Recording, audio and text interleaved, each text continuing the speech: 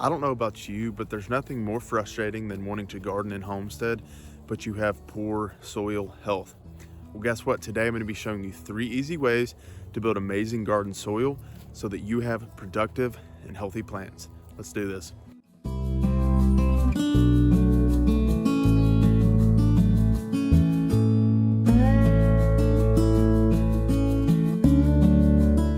Hey y'all, welcome back to DIRK Tanner Gardening and Homestead. My name is DIRK, where this channel is all about tips and tools so that your garden and homestead can thrive.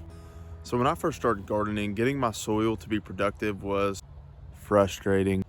One of the greatest things that you can do to build soil health so that you have amazingly productive garden soil, number 1, plant a cover crop.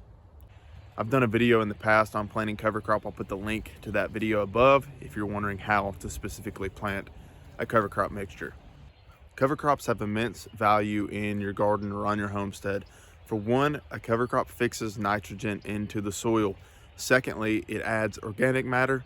And thirdly, it's going to aerate that soil. If you have daikon radish or things like that that have deep tap roots that are in that seed mixture, it's going to break up that soil. So you may have really hard clay soil. Well, a cover crop mixture is going to help you there. The second thing that you can do is use the chop and drop method. Now, this was made popular by Jeff Lawton. He is a permaculture guru.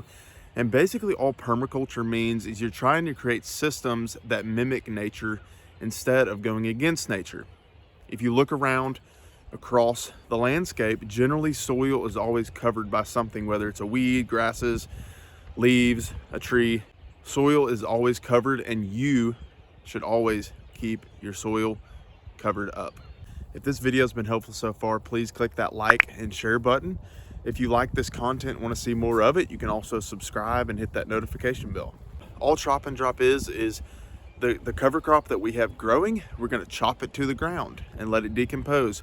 As it decomposes, it's feeding the soil microorganisms, and it's also adding that organic matter that we want. Now on to the last one. Number 3, silage tarping. I'm a huge fan of using silage tarps in the garden, and one thing that we're going to do within this system is you plant the cover crop, you let it grow up, you chop it down, and then you're going to cover it with a tarp. Now, this silage tarp has multiple purposes. It's going to encourage weed seed germination and any other invasive seeds that you have on the soil surface. It's also going to help decompose all the organic matter that you've just chopped to the ground. What that is going to do is it's going to encourage worms up to the surface, and so you've got all the insects and things of that nature eating all of that organic matter, breaking it down, running it through their body, and then they're digesting it and pooping it out, which is great fertilizer. So as you can see behind me, I've got a cover crop that I've been growing for a couple of months, and now I'm going to chop and drop it to the ground. Now you can use some trimmers, or you can get your weed eater out and do it pretty quickly. Now, something I'm also going to do is I'm going to add some leaves to my garden beds, because the key ingredient to compost is carbon and nitrogen. Carbon is simply brown materials. Nitrogen is green materials. So we're going to add a little bit of that mixture on the beds so that it can break down over the next several months, so that in the springtime we can have awesome soil.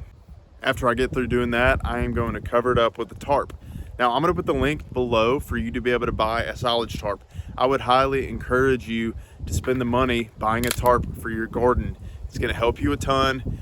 It's going to keep your soil covered. And for this method specifically, you can do this every single year to continue to build up that layer of topsoil so that you have a productive garden.